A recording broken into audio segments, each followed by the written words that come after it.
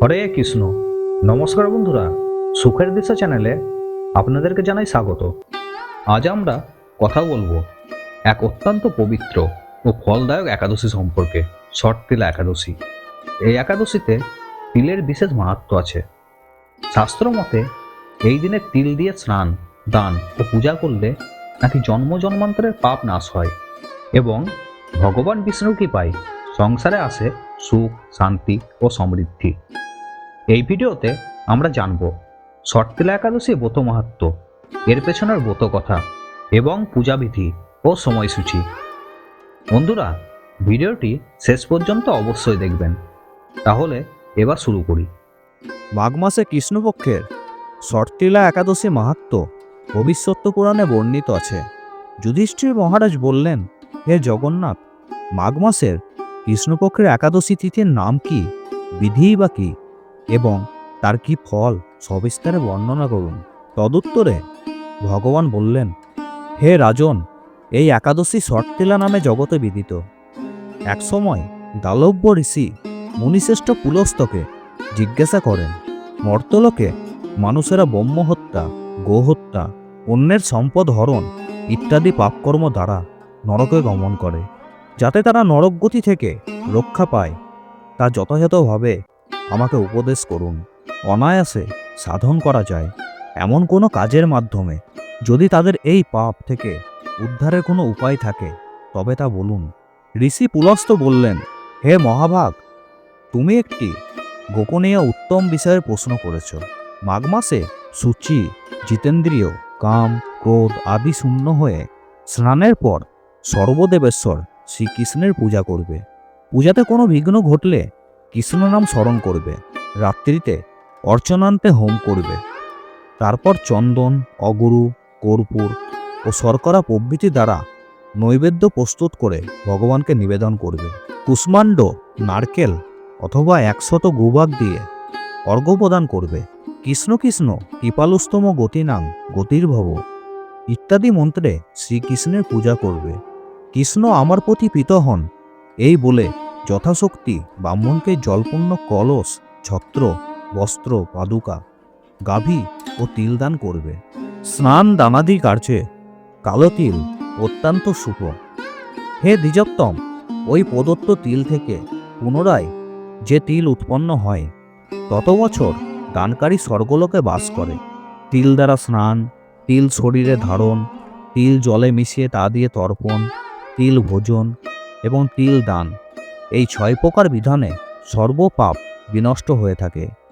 এই জন্য এই একাদশীর নাম ষটতিলা।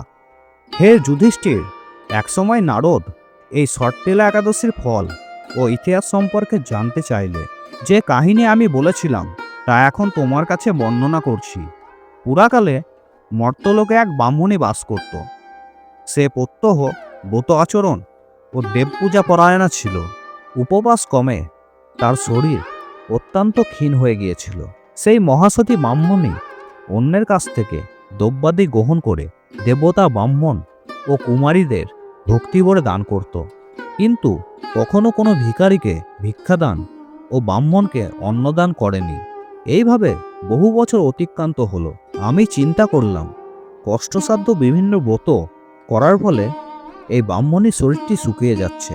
সে যথাযথভাবে বৈষ্ণবদের অর্চনা করেছে, কিন্তু তাদের পরিতৃপ্তির জন্য কখনো অন্ন দান করেনি। তাই আমি একদিন কাপালিক রূপ ধারণ করে তামার পাত্র হাতে তার কাছে গিয়ে ভিক্ষা প্রার্থনা করলাম। ব্রাহ্মণী বলল, হে ব্রাহ্মণ, তুমি কোথা থেকে এসেছো, কোথায় যাবে তা আমাকে বলো। আমি বললাম, হে সুন্দরী, আমাকে ভিক্ষা দাও। তখন সে ক্রুদ্ধ হয়ে একটি মাটির ঢেলা আমার পাত্রে নিক্ষেপ করল। তারপর আমি সেখান থেকে চলে গেলাম। বহুকাল পরে সেই ব্রাহ্মণী ব্রতবহে সশরীরে স্বর্গে গমন করল। মাটির ঢেলা দানের ফলে একটি মনোরম গৃহ সে প্রাপ্ত হলো, কিন্তু সেখানে কোনো ধান ও চাল কিছুই ছিল না। গৃহশূন্য দেখে মহাক্রোধে সে আমার কাছে এসে বলল, আমি ব্রত, ইচ্ছ সাধন ও উপবাসের মাধ্যমে নারায়ণের আরাধনা করেছি। এখন হে জনার্দন, আমার গৃহে কিছুই দেখছি না কেন? হে নারদ, তখন আমি তাকে বললাম, তুমি নিজ গৃহে দরজা বন্ধ করে বসে থাকো। মর্তলোকের মানবী সশরীরে স্বর্গে এসেছে শুনে দেবতাদের পত্নীরা তোমাকে দেখতে আসবে, কিন্তু তুমি দরজা খুলবে না। তুমি তাদের কাছে শর্তিলাবতের পুণ্যফল প্রার্থনা করবে। যদি তারা সেই ফল প্রদানে রাজি হয় তবেই দরজা খুলবে। এরপর দেবপত্নীরা সেখানে এসে তার দর্শন প্রার্থনা করল। তাদের মধ্যে এক দেবপত্নী তার শর্তিলা ব্রতজনিত পুণ্যফল তাকে প্রদান করল। তখন সেই ব্রাহ্মণী দিব্যকান্তি বিশিষ্টা হল এবং তার গৃহ ধনধান্যে ভরে গেল। দ্বার উদ্ঘাটন করলে দেবপত্নীরা তাকে দর্শন করে বিস্মিত হলেন। হে নারদ, অতিরিক্ত বিষয় বাসনা করা উচিত নয়। বৃত্ত স্বার্থ ও অকর্তব্য। নিজ সাধ্যমতো তিল, বস্ত্র ও অন্ন দান করবে। শর্তিলাবতের প্রভাবে দারিদ্রতা, শারীরিক কষ্ট, দুর্ভাগ্য প্রভৃতি বিনষ্ট হয়। এই বিধি অনুসারে তিল দান করলে মানুষ অনায়াসে সমস্ত পাপ থেকে মুক্ত হয়। এই 2026 সালে শর্তিলা একাদশী অর্থাৎ বছরের প্রথম একাদশী পালিত হবে আগামী 14ই জানুয়ারি এবং এই একাদশী পালন হবে পরদিন অর্থাৎ 15ই জানুয়ারি সকাল 6:27 থেকে সকাল 9:56 মধ্যে।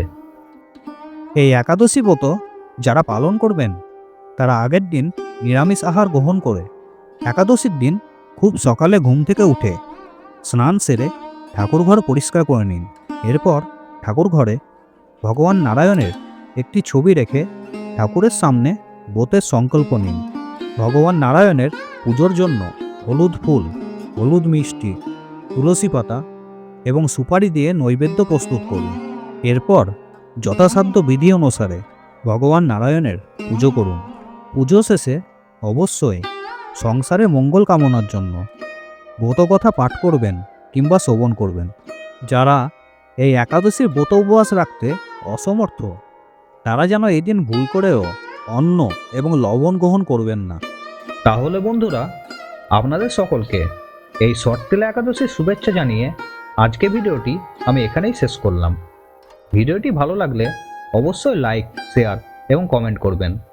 আর এই ধরনের ধর্মীয় ভিডিও দেখার জন্য আমার চ্যানেলটিকে অবশ্যই সাবস্ক্রাইব করবেন এবং নোটিফিকেশন বেল আইকনটি ক্লিক করবেন।